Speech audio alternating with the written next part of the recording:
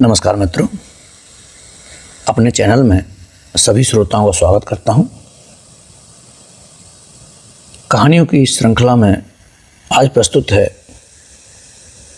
मुंशी प्रेमचंद जी की कहानी कायर। तो आनंद लीजिए मुंशी जी की कहानी कायर का। युवक का नाम केशव था, युवती का प्रेमा। दोनों एक ही कॉलेज के और एक ही क्लास के विद्यार्थी थे। केशव नए विचारों का युवक था, जात पात के बंधनों का विरोधी। प्रेमा पुराने संस्कारों की कायल थी, पुरानी मर्यादाओं और प्रथाओं में पूरा विश्वास रखने वाली। लेकिन फिर भी दोनों में गाढ़ा प्रेम हो गया था और यह बात सारे कॉलेज में मशहूर थी। केशव ब्राह्मण होकर भी वैश्य कन्या प्रेमा से विवाह करने अपना जीवन सार्थक बनाना चाहता था। उसे अपने माता पिता की परवाह न थी, कुल मर्यादा का विचार भी उसे स्वांग सा लगता था। उसके लिए सत्य कोई वस्तु थी तो प्रेम थी, किंतु प्रेमा के लिए माता पिता और कुल परिवार के आदेश के विरुद्ध एक कदम बढ़ाना भी असंभव था। संध्या का समय है। विक्टोरिया पार्क के एक निर्जन स्थान में दोनों आमने सामने हरियाली पर बैठे हुए हैं। सैर करने वाले एक एक करके विदा हो गए हैं, किंतु ये दोनों अभी वहीं बैठे हुए हैं। उनमें एक ऐसा प्रसंग छिड़ा हुआ है जो किसी तरह समाप्त नहीं होता। केशव ने झुंझलाकर कहा, इसका यह अर्थ है कि तुम्हें मेरी परवाह नहीं है। प्रेमा ने उसको शांत करने की चेष्टा करके कहा, तुम मेरे साथ अन्याय कर रहे हो केशव, लेकिन मैं इस विषय को माता पिता के सामने कैसे छेड़ूं, यह मेरी समझ में नहीं आता। वे लोग पुरानी रूढ़ियों के भक्त हैं। मेरी तरफ से कोई ऐसी बात सुनकर मन में जो जो शंकाएं होंगी उनकी तुम कल्पना कर सकते हो? केशव ने उग्र भाव से पूछा। तो तुम भी उन्हीं पुरानी रूढ़ियों की गुलाम हो? प्रेमा ने अपनी बड़ी बड़ी आंखों में मृदु स्नेह भरकर कहा, नहीं, मैं उनकी गुलाम नहीं हूँ, लेकिन माता पिता की इच्छा मेरे लिए और सब चीज़ों से अधिक मान्य है। तुम्हारा व्यक्तित्व कुछ नहीं है, ऐसा ही समझ लो। मैं तो समझता था कि ये ढकोसले मूर्खों के लिए ही हैं, लेकिन अब मालूम हुआ तुम जैसी विदुषियाँ भी उनकी पूजा करती हैं।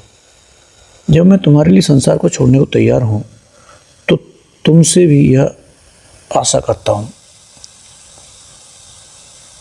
प्रेमा ने मन में सोचा, मेरा अपनी देह पर क्या अधिकार है? जिन माता पिता ने अपने रक्त से मेरी सृष्टि की है और अपने स्नेह से उसे पाला है, उनकी मर्जी के खिलाफ कोई काम करने का उसे कोई हक नहीं है। उसने दीनता के साथ केशव से कहा, क्या प्रेम स्त्री और पुरुष के रूप में ही रह सकता है, मैत्री के रूप में नहीं? मैं तो आत्मा का बंधन समझती हूँ। केशव ने कठोर भाव से कहा, इन दार्शनिक विचारों से तुम मुझे पागल कर दोगी प्रेमा।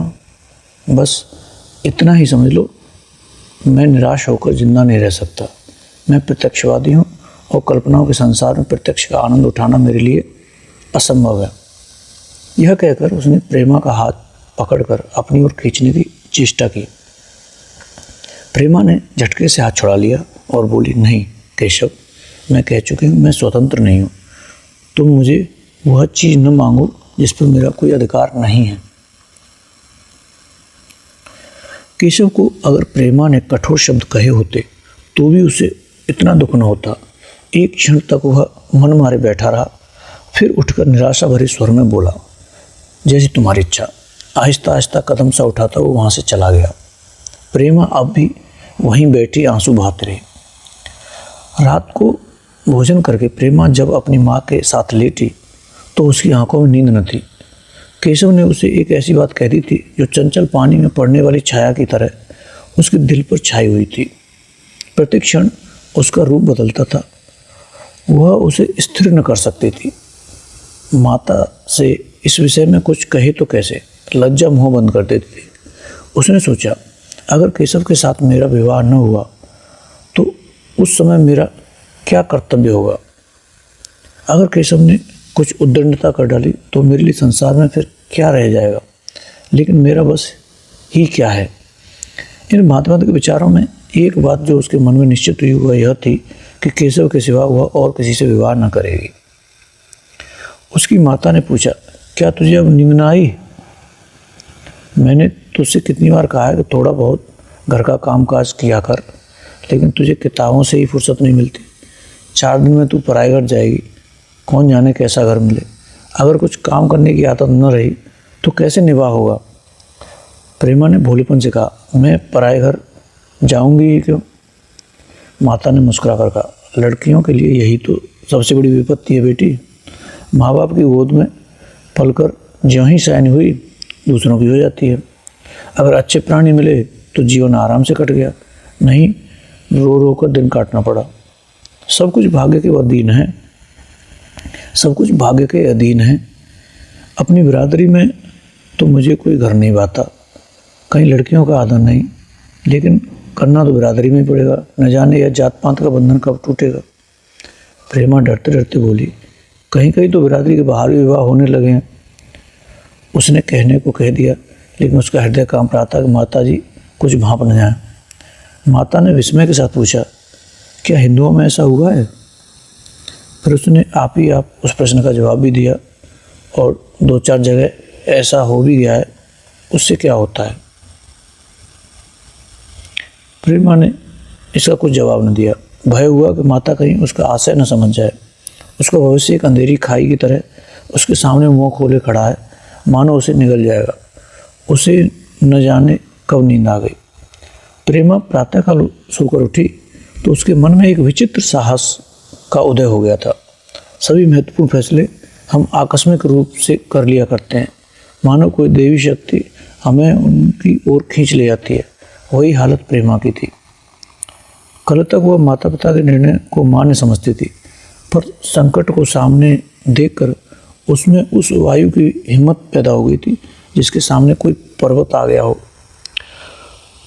वही मंद वायु प्रबल वेग से पर्वत के मस्तक पर चढ़ जाती है और उसे कुचलती हुई दूसरी तरफ जा पहुंचती है। प्रेमा मन में सोच रही थी, मानो यह देह माता पिता की है, किंतु आत्मा तो मेरी है। मेरी आत्मा को जो कुछ भुगतना पड़ेगा वह इसी देह से तो भुगतना पड़ेगा। अब तक वह इस विषय में संकोच करना अनुचित ही नहीं, घातक समझ रही थी। अपने जीवन को क्यों एक झूठे सम्मान पर बलिदान करे? उसने सोचा, विवाह का आधार अगर प्रेम न हो तो वह देह का विक्रय है। आत्मसमर्पण क्यों बिना प्रेम के भी हो सकता है? इस कल्पना ही से कि न जाने किस अपरिचित युवक से उसका विवाह हो जाएगा, उसका हृदय विद्रोह कर उठा। वह अभी नाश्ता करके कुछ पढ़ने जा रही थी कि उसके पिता ने प्यार से पुकारा, मैं कल तुम्हारे प्रिंसिपल के पास गया था, वे तुम्हारी बड़ी तारीफ कर रहे थे। प्रेमा ने सरल भाव से कहा, आप तो यूं ही कहा करते हैं। नहीं, सच। यह कहते हुए उन्होंने अपनी मेज की दराज खोली और मखमली चौखटों में जड़ी हुई एक तस्वीर निकालकर उसे दिखाते हुए बोले, यह लड़का ICS के इम्तिहान में प्रथम आया है। इसका नाम तो तुमने सुना होगा। बूढ़े पिता ने ऐसी भूमिका बांध दी थी कि माँ उनका आशय न समझ सकी, लेकिन प्रेमा भांप गई।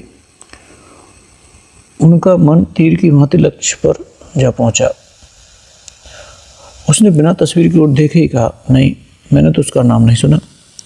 पिता ने बनावटी आश्चर्य से कहा, क्या तुमने उसका नाम ही नहीं सुना? आज के दैनिक पत्र में उसका चित्र और जीवन वृत्तांत छपा है। प्रेमा ने रुखाई से जवाब दिया, होगा, अगर मैं तो उस परीक्षा का कोई महत्व ही नहीं समझती। मैं तो समझती हूँ जो लोग इस परीक्षा में बैठते हुए पल्ले सिर के स्वार्थी होते हैं। आखिर उनका उद्देश्य इसके सिवा और क्या होता है कि अपने गरीब निर्धन दलित भाइयों पर शासन करें और खूब धन संचय करें। यह तो जीवन का कोई ऊंचा उद्देश्य नहीं है। इस आपत्ति में जलन थी, अन्याय था, निर्दयता थी। पिताजी ने समझा था प्रेमा यह बखान सुनकर लट्टू हो जाएगी। यह जवाब सुनकर तीखे सुर में बोले, तू तो ऐसी बातें कर रही है जैसे तेरे लिए धन और अधिकार का कोई मूल्य ही नहीं है। प्रेमा ने ढिठाई से कहा, हाँ, मैं तो इसका मूल्य नहीं समझती। मैं तो आदमी में त्याग देखती हूँ। मैं ऐसे युवकों को जानती हूँ जिन्हें यह पद जबरदस्ती भी दिया जाए तो स्वीकार नहीं करेंगे। पिता ने उपहास के ढंग से कहा, यह तो आज मैंने नई बात सुनी। मैं तो देखता हूँ कि छोटी छोटी नौकरियों के लिए लोग मारे मारे फिरते हैं। मैं जरा इस लड़के की सूरत देखना चाहता हूँ, इसमें इतना त्याग हो। मैं तो उसकी पूजा करूँगा। शायद किसी दूसरे अवसर पर यह शब्द सुनकर प्रेमा लज्जा से सिर झुका लेती, पर इस समय उसकी दशा उस सिपाही की सी थी जिसके पीछे गहरी खाई हो। आगे बढ़ने के सिवा उसके लिए और कोई मार्ग न था। उसने आवेश को संयम से दबाती हुई आंखों में विद्रोह भरे वह अपने कमरे में गई और केशव के कई चित्रों में से एक चित्र चुनकर लाई जो उसकी निगाह में सबसे खराब था और पिता के सामने रख दिया। बूढ़े पिताजी ने चित्र को उपेक्षा भाव से देखना चाहा, लेकिन पहली दृष्टि ही में उसने उन्हें आकर्षित कर लिया। ऊंचा कद था और दुर्बल होने पर भी उसका गठन, स्वास्थ्य और संयम का परिचय दे रहा था। मुख पर प्रतिभा का तेज न था, पर विचारशीलता का कुछ ऐसा प्रतिबिंब था जो उसके मन में विश्वास पैदा कर सकता था। उन्होंने उस चित्र की ओर देखते हुए पूछा, यह किसका चित्र है? प्रेमा ने संकोच से सिर झुकाकर कहा, यह मेरे ही क्लास में पढ़ते हैं। अपनी ही बिरादरी का है? प्रेमा की मुखमुद्रा धूमिल हो गई। इसी प्रश्न के उत्तर पर उसकी किस्मत का फैसला हो जाएगा। उसके मन में पछतावा हुआ कि व्यर्थ में इस चित्र को यहाँ लाई। उसमें एक क्षण के लिए जो दृढ़ता आई थी वह इस पहले प्रश्न के सामने कातर हो उठी। दबी हुई दवाल आवाज़ में बोली, जी नहीं, वह ब्राह्मण है। और यह कहने के साथ ही क्षुब्ध होकर कमरे से निकल गई, मानो यहाँ की वायु में उसका गला घुटा जा रहा हो, और दीवार की आड़ में होकर रोने लगी। लाला जी को तो पहले ऐसा क्रोध आया कि प्रेमा को बुलाकर साफ साफ कह दे कि यह असंभव है। वे उसी गुस्से में दरवाजे तक आए, लेकिन प्रेमा को रोते देखकर नम्र हो गए। इस युवक के प्रति प्रेमा के मन में क्या भाव थे, यह उनसे छिपा न रहा। वे स्त्री शिक्षा के पूरे समर्थक थे, लेकिन इसके साथ ही कुल मर्यादा की रक्षा करना भी चाहते थे। अपनी जात के सुयोग वर्ग के लिए अपना सर्वस्व अर्पण कर सकते थे, लेकिन उस क्षेत्र के बाहर कुलीन से कुलीन और योग्य से योग्य वर्ग की कल्पना भी उनके लिए असह्य थी। इससे बड़ा अपमान वे सोच ही न सकते थे। उन्होंने कठोर स्वर में कहा, आज से कॉलेज जाना बंद कर दो। अगर शिक्षा कुल मर्यादा को डुबोना ही सिखाती है तो कुछ शिक्षा है। प्रेमा ने कातर कंठ से कहा, परीक्षा तो समीप आ गई है। लाला जी ने दृढ़ता से कहा, आने दो, और फिर अपने कमरे में जाकर विचारों में डूब गए। 6 महीने गुजर गए। लाला जी ने घर में आकर पत्नी को एकांत में बुलाया और बोले, जहाँ तक मुझे मालूम है केशव बहुत ही सुशील और प्रतिभाशाली युवक है। मैं तो समझता हूँ प्रेमा इस शोक में गुलगुल का प्राण दे देगी। तुमने भी समझाया, मैंने भी समझाया, दूसरों ने भी समझाया, पर उस पर कोई असर ही नहीं होता। ऐसी दशा में हमारे लिए और क्या उपाय है? उनकी पत्नी के चिंतित भाव से कहा, कर तो दोगे, लेकिन रहोगे कहाँ? न जाने कहाँ से यह कुलक्षणी मेरी कोख में आई। लाला जी ने भवें सिकोड़ कर तिरस्कार के साथ कहा, यह तो 1000 दफ़ा सुन चुका, लेकिन कुल मर्यादा के नाम को कहाँ तक रोएं? चिड़िया का पर खोलकर यह आशा करना कि वह तुम्हारे आंगन में ही फुदकती रहेगी भ्रम है। मैंने इस पर ठंडे दिल से विचार किया है और इस नतीजे पर पहुंचा हूं कि हमें इस आपधर्म को स्वीकार कर लेना ही चाहिए। कुल मर्यादा के नाम पर मैं प्रेम की हत्या नहीं कर सकता। दुनिया हंसती है तो हंसे, मगर वह ज़माना बहुत जल्द बदलने वाला है जब ये सभी बंधन टूट जाएंगे। आज भी सैकड़ों विवाह जात पात के बंधनों को तोड़कर हो चुके हैं। अगर विवाह का उद्देश्य स्त्री और पुरुष का सुखमय जीवन है तो हम प्रेमा की उपेक्षा नहीं कर सकते। वृद्धा ने क्षुब्ध होकर कहा, जब तुम्हारी यही इच्छा है तो मुझसे क्या पूछते हो? लेकिन मैं कह देती हूँ कि मैं इस विवाह के नज़दीक न जाऊँगी, न कभी इस छोकरी का मुँह देखूँगी। समझ लूँगी जैसे और सब लड़के मर गए वैसे यह भी मर गई। तो फिर आकर तुम क्या करने की कहती हो? क्यों नहीं उस लड़के से विवाह कर देते? उसमें क्या बुराई है? वह 2 साल में सिविल सर्विस पास करके आ जाएगा। केशव के पास क्या रखा है? बहुत होगा किसी दफ्तर में क्लर्क हो जाएगा। और अगर प्रेमा प्राण हत्या कर ले तो कर ले। तुम तो उसे और शह देते हो। जब उसे हमारी परवाह नहीं है तो हम उसके लिए अपने नाम को क्यों कलंकित करें? प्राण हत्या करना कोई खेल नहीं है, यह सब धमकी है। मन घोड़ा है, जब तक उसे लगाम न दो पूठे पर हाथ भी न रखने देगा। मन घोड़ा है, जब तक उसे लगाम न दो पूठे पर हाथ भी न रखने देगा। जब उसके मन का यह हाल है तो कौन कहे केशव के साथ ही जिंदगी भर निभा करेगी? जिस तरह आज उससे प्रेम है उसी तरह कल उससे दूसरे से हो सकता है। तो क्या पत्ते पर अपना माँ से खोना चाहते हो? लाला जी ने स्त्री को प्रश्नसूचक दृष्टि से देखकर कहा, और अगर वह कल खुद जाकर केशव से विवाह कर ले तो तुम क्या कर लोगे? फिर तुम्हारी इज्जत कितनी रह जाएगी? वह चाहे संकोचवश या हम लोगों के लिहाज से यूं ही बैठी रहे, पर यदि जिद पर कमर बांध ले, हम तुम कुछ भी नहीं कर सकते। इस समस्या का ऐसा भीषण अंत भी हो सकता है, यह इस वृद्धा के ध्यान में भी न आया था। यह प्रश्न बम के गोले की तरह उसके मस्तिष्क पर गिरा। एक क्षण तक वह आवाक बैठी रही, मानो इस आघात ने उसकी बुद्धि की धज्जियाँ उड़ा दी हों। फिर पराभूत होकर बोली, तुम्हें अनोखी ही कल्पना सूझती है। मैंने तो आज तक कभी भी नहीं सुना कि किसी कुलीन कल्याण ने अपनी इच्छा से विवाह किया हो। तुमने न सुना हो, लेकिन मैंने सुना है और देखा है, और ऐसा होना बहुत संभव है। जिस दिन ऐसा होगा उस दिन तुम मुझे जीते न देखोगे। मैं यह नहीं कहता कि ऐसा ही होगा, लेकिन ऐसा होना संभव है। तो जब ऐसा होना है तो इससे तो ये अच्छा है कि हम ही इसका प्रबंध करें। जब नाक ही कट रही है तो तेज धुरी से क्यों न करें? कल केशव को बुलाकर देखो क्या कहता है। केशव के पिता सरकारी पेंशनर थे, मिजाज से चिड़चिड़े और कृपण। धर्म के आडंबरों में ही उनके चित्त को शांति मिलती थी। कल्पना शक्ति का अभाव था, किसी के मनोभाव का सम्मान न कर सकते थे।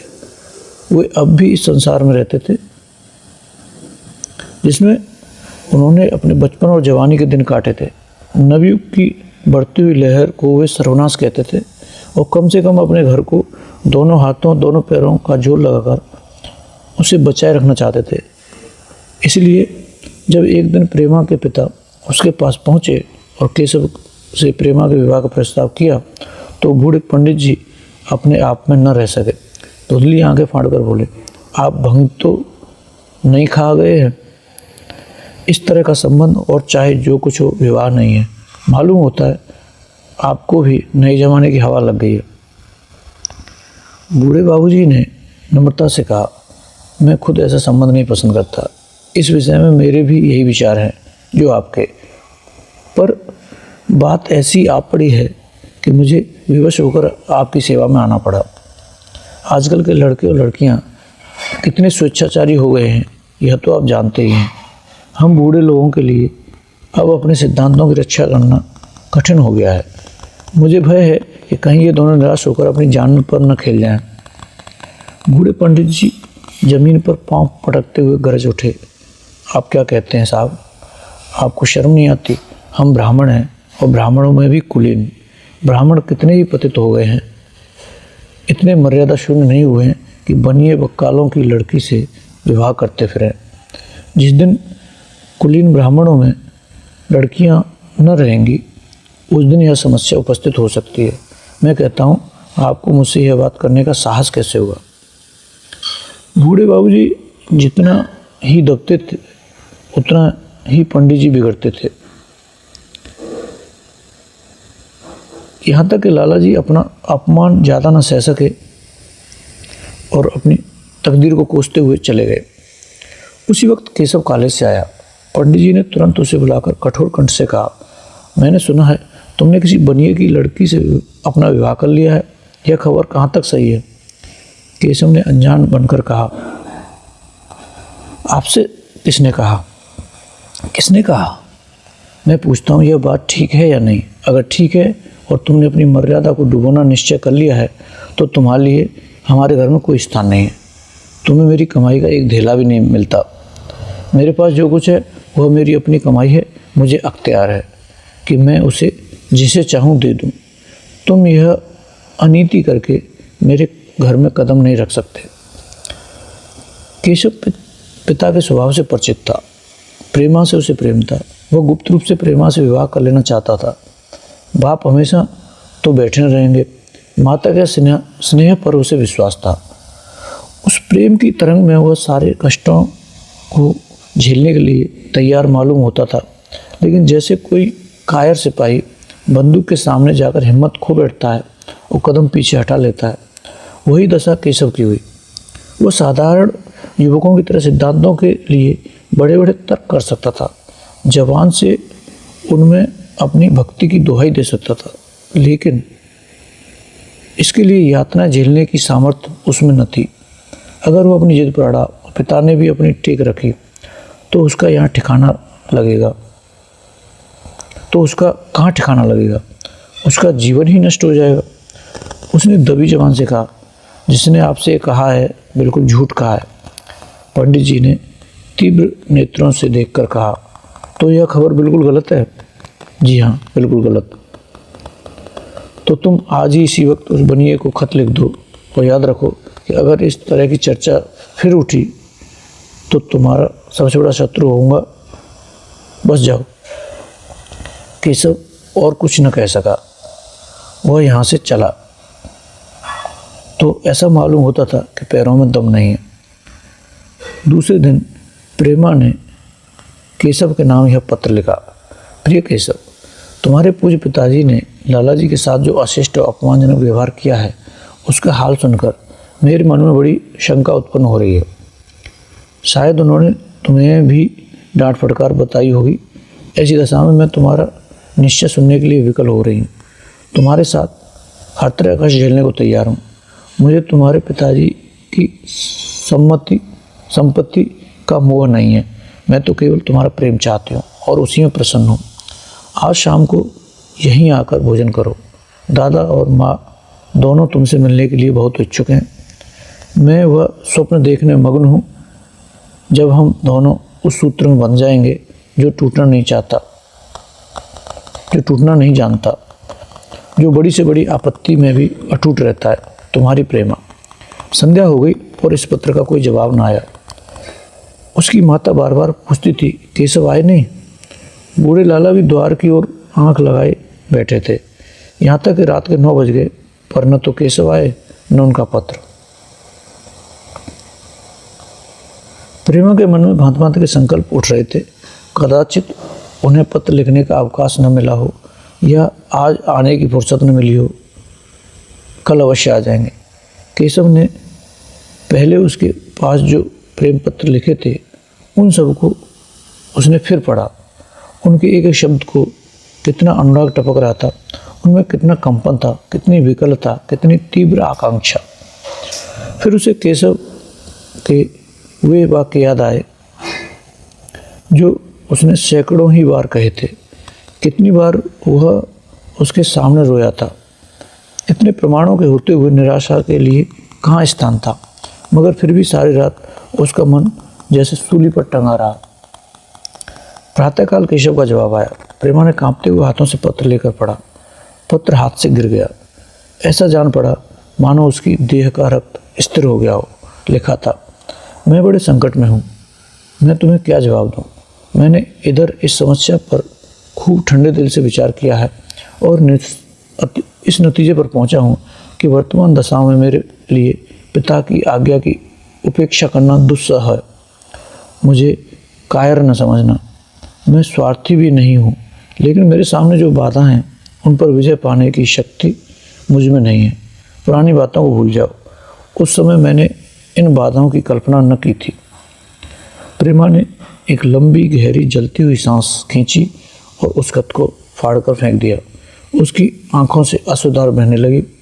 जिस केशव को उसने अपने अंतःकरण में वर लिया था वह इतना निष्ठुर हो जाएगा इसकी उसको रत्ती भर भी आशा न थी। ऐसा मालूम पड़ा मानो अब तक वह कोई सुनहला स्वप्न देख रही थी, पर आँख खुलने पर वह सब कुछ अदृश्य हो गया। जीवन में जब आशा ही लुप्त हो गई तो अब अंधकार के सिवा और क्या रहा। अपने हृदय की सारी संपत्ति लगाकर उसने एक नाव लदवाई थी, वह नाव जलमग्न हो गई। अब दूसरी नाव कौन कहाँ से लदवाए। अगर वह नाव टूटी है तो वह उसके साथ वह भी डूब जाएगी। माता ने पूछा, क्या केशव का पत्र है?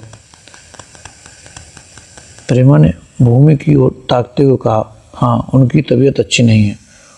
इसके सिवा वह और क्या कहे। केशव की निष्ठुरता और बेवफाई का समाचार कहकर लज्जित होने का साहस उसमें न था। दिन भर वह घर के काम धंधों में लगी रही, मानो उसे कोई चिंता ही नहीं। रात को उसने सबको भोजन कराया, खुद भी भोजन किया और बड़ी देर हारमोनियम पर गाती रही। मगर सवेरा हुआ तो उसके कमरे में उसकी लाश पड़ी हुई थी। प्रभात की सुनहरी किरणें उसके पीले मुख को जीवन की आभा प्रदान कर रही थी। मित्रों, यहाँ यह कहानी कायर समाप्त होती है। आपने सुनी मुंशी प्रेमचंद की कहानी कायर। ऐसी अनेक कहानी सुनने के लिए हमसे जुड़े रहें। हमारे चैनल को अवश्य सब्सक्राइब करें। धन्यवाद।